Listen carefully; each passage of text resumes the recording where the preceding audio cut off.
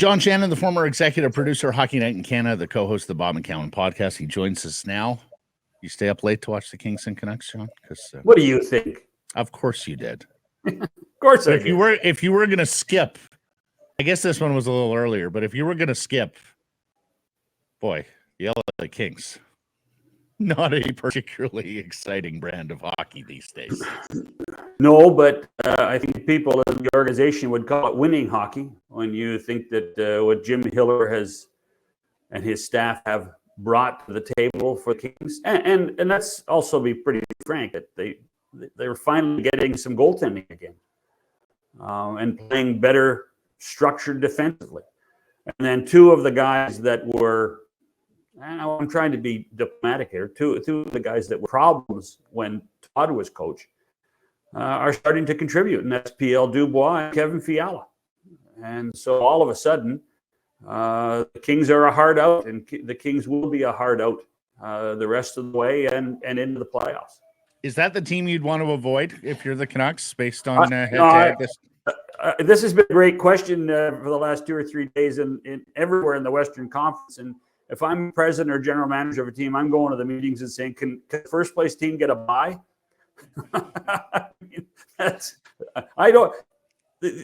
There are going to be good teams in the West go to the playoffs in less than 14 days. That's just a reality of how good the top 8 teams are in the conference. And if you look at it right now, here we are on the 26th of March. If I told you the two best teams right now are the Los Angeles Kings and the Nashville Predators, and both of them, are not in the 1-2 positions in either divisions, I don't think you could disagree with me. No, Nashville has been extraordinary. I mean, rip off another 5-game win streak here. Well, let me ask you this then. Aiden Hill out for Vegas. Do you have any concerns about them in the second wild card spot, 5 points up on the Blues? I have concerns about Vegas on their goaltending period. That has been the weak link in the team since Christmas time. They have not been able to get consistent goaltending out of Hill or Logan Thompson, and they. Remember there always used to be the joke about Vegas goaltending. They could go 5 deep. Well, there's no 5 deep anymore in Vegas when it comes to goaltending. It's 2, and it's a long drop to Yuri Patera. And so if I'm Kelly McCrimmon, I'm going to Lourdes and hoping Aiden Hill is okay. And then hopefully that Logan Thompson can recapture some of the glory that he had last year before he got hurt. That's their biggest problem. We all know how good the defense can be. We all know that, push comes to shove in the first round of the playoffs that we're going to see Tomas Hertl. I'm not sure about Mark Stone yet, but they're going to be a tough out other than goaltending. That is their biggest problem. Yeah, I think we're going to see Hertl before the end of the regular season, if they can do it cap-wise. Yeah, John, when you look at another team and goaltending, I mean, the Edmonton Oilers, we all know the firepower they have up front. Their defense has gotten better, but another team that is kind of going to depend on how good goaltending is come playoff time. And Irf, I'll tell you what, I am not concerned about Stuart Skinner. Yeah. I'm not. I think he's just fine. I think he's had a very good season. It's a long season. I think what they're trying to do and what they've tried to do in the last 3 or 4 weeks until the end of the regular season is make sure that he's rested before he got to the playoffs. Because last year in the playoffs, he was tired, and it affected his play. And I know that's, people get concerned at Edmonton. Well, people get concerned in Edmonton about everything. But the concern is Stuart Skinner good? Stuart Skinner is good enough. And the question is, can he be rested before the playoffs start? Do you have a problem with the NHL moving its playoff start time back to the 20th? 2 days after the regular season? No, because there is enough of a stagger during that last week of the regular season that they can place teams on the Saturday night. It's funny. It was a very subtle move because I'm one of those guys that does check the critical dates calendar all the time. And there it was. It was the 22nd. It was the 22nd. And then somebody mentioned something to me, and I went and checked, and there it was, the 20th. And so from that perspective, what you need to do for your partners, and in this case, that means people at Disney and people at Rogers and the people at TNT, is give them weekend dates. They prefer weekend dates to start the playoffs. The New York Rangers, for instance, finished much earlier in the regular season than, say, the Colorado Avalanche and the Edmonton Oilers, who finished on the Thursday. So I don't suspect we'll see an Oilers or Avalanche game on Saturday night, but I simply think it's possible to see a New York Ranger Stanley Cup playoff game on the Saturday night, and perhaps even a Vancouver Canuck game on the Saturday night. I was going to ask, because the Canucks are in Winnipeg that Thursday, the 18th. Would they ask Vancouver to play Saturday night? I think I think what happens though at this, and here the schedule maker at the league, Steve Hatzenpetros, is brilliant with his matrix.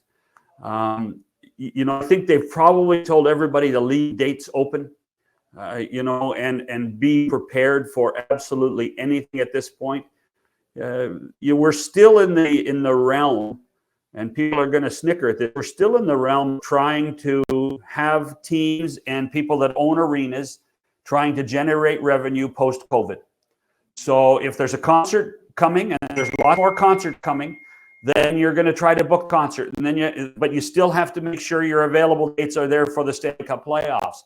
So from that perspective, there are going to be times where there's going to be a concert. If the Canucks are forced to play on the Saturday night, and this is just my supposition, if the Canucks are forced to play the Saturday night, then there will be another gap early in that playoff schedule to allow for a team to have a bit of rest.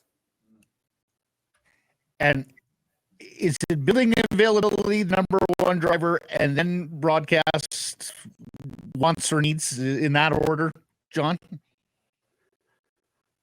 That's a good question. My answer is I think that they have to fulfill the partner's wishes first. So I think it's television driving Saturday night. If like we saw last Saturday night, it ended up being an Panthers on ABC in the United States. I think that tells you that there's a need for live sports or live television for the U.S. networks on Saturdays as well. And so I think that there's probably going to be a push from the people in Bristol to say, we'd like to have some Saturdays, and could you give us the 20th? I don't think you want to go a weekend. Maddie, I don't think you want to go a weekend in April without hockey. It doesn't make much sense. No, it doesn't. I'll say this, though. I mean, we may not know who's playing whom on the evening of the 18th, with the potential for a Saturday 20th start to the Stanley Cup playoffs. Yeah, tough. No, because you won't know. At the end of the first round, you may not know, and you might have to start 2 days later too. I mean, this is not the time to be worried about schedule as much as it is, okay, are we prepared? Are we healthy? But you know what? You have so much money at stake now. It's between the two countries and the contracts. It's over $1 billion. So you better be in a position to give those partners content on a weekend. I think that's really the key thing. I was surprised to see it as the 22nd at one point, in fact, but perhaps there was some logic behind that. But now the 20th, to me, makes a lot more sense. No, absolutely. John, first time in league history, 7 teams are in the President's Trophy race. The league must have to be happy about that, where there's so much parity within the league now. No one's running away with it. Well, Irf, I think what it tells you is that people in the know in New York will say, we don't need more than 16 teams in the playoffs because our month March is the playoffs. This is our preliminary round. And there are a few of us have been saying that for a while. This is almost like a Super Tuesday today. When you look at the schedule and the matchup of all these games and the storylines of a ton of games going on tonight, it's fantastic. 12 games. I try to watch as many as I can. I'm not sure I can watch everything I want to watch. Even the simpler stories. Jake Gensel's going home to Pittsburgh tonight. That's a cool story at a difficult time in Penguins history. And then you got Winnipeg and Edmonton, who are both coming off awful weekends. and they've got to right the ship, and they've got to improve their playoff positions. So there are a ton of great stories on the schedule tonight, and that's, I think, the thing that you're alluding to. There are a ton of stories every night. Like we had 2 games last night. Both games were important. I don't think when you draw a schedule up, a year ago, you're going to know that Vegas, St. Louis, and LA, Vancouver are going to be important games on a Monday night, but they were. Well, and scoreboard watching has been a lot of fun here recently. Because, as Irf notes, at the top it's so tight. Every day it seems like we got a new leader in the clubhouse for the President's Trophy. And much as we might be lacking at the bottom of the West in terms of the playoff race, unless St. Louis can get its act together here and maybe make a run at Vegas, that final Eastern Conference wildcard spot is pretty well contested. Oh, by the way, as well, tonight Detroit's in Washington. Right. Yeah. There you go. I mean, so all of a sudden another game that is must-see TV. So it's a perfect time. And really, I mean, the Caps are such a great story. When you consider what Brian McClellan did that weekend before the trade deadline, when we had the whole Kuznetsov story, we had him coming out saying that we're looking towards the future, and all his team has done since then is win improbable games, including last Friday night's game against Carolina, which was a circus to watch. So from that perspective, Washington's going to be third in the division before it's over. Washington will end up playing either the Rangers or Carolina in the first round, and that I'm not sure that's the reward for being third. But at the same time, that's where the Caps have changed things. Spencer Carberry's done an amazing job there. Alex Ovechkin's bought in and is now scoring, and now the Gretzky race is back on, which is kind of cool. Back on the Canucks, let's ask you our Tim Hortons poll question. He was sat down last night with a day-to-day injury. Elias Lindholm as a Vancouver Canuck, John. Remind us what you thought off the top when they made the deal. 9 points in 22 games. As mentioned, he's a little nicked now. We're asking, would you do that trade again if you're the Canucks? Sure, I would. I would because I bought him for the playoffs. I didn't buy him for the regular season. He will be a valuable player for the hockey club come, the 20th or 22nd of April. That's when he was acquired for. At this point, he's just a rental, right? So from that perspective, you brought him in to assimilate earlier. And when you get to the Stanley Cup playoffs and the players aren't being paid, it's just try to get to the Stanley Cup championship. And that's what Lindholm's going to try to do. To rest him makes a ton of sense. The Oilers did this with Evander Kane in Ottawa too. They need those types of players. The Canucks need Lindholm. The Oilers need Kane for the postseason. They don't necessarily need them right now. John, one final one for me, I guess. What's the sense around this Vancouver Canucks team as you talk to NHL GMs that are going to play them? I know, I'm talking to guys that say that they want to play the Canucks in the playoffs because they're a team that, they lack the experience of the star power that's, seen playoffs and what it's really going to be like. So what's the sense that from around the league of teams looking at this team going in? Well, I think everybody marvels at the story in the first place, that it is one of the best turnarounds we've seen in a long time. I also think it's a much different team in the playoffs if it's Thatcher Demko rather than Casey Smith. And it's not a knock at Smith. I think he's done yeoman's work really well. But Thatcher Demko should be in the Vezina discussion. Casey Smith will never be in that discussion. So it's a different team with Demko. And it'll be a better team when Lindholm's in the lineup too. So I'm not sure that anybody's sitting there saying, "Oh, you know what, the Canucks are going to be an easy out." There are no easy outs in the West. There are no easy outs in the West. This goes back to our discussion, Maddie, last week.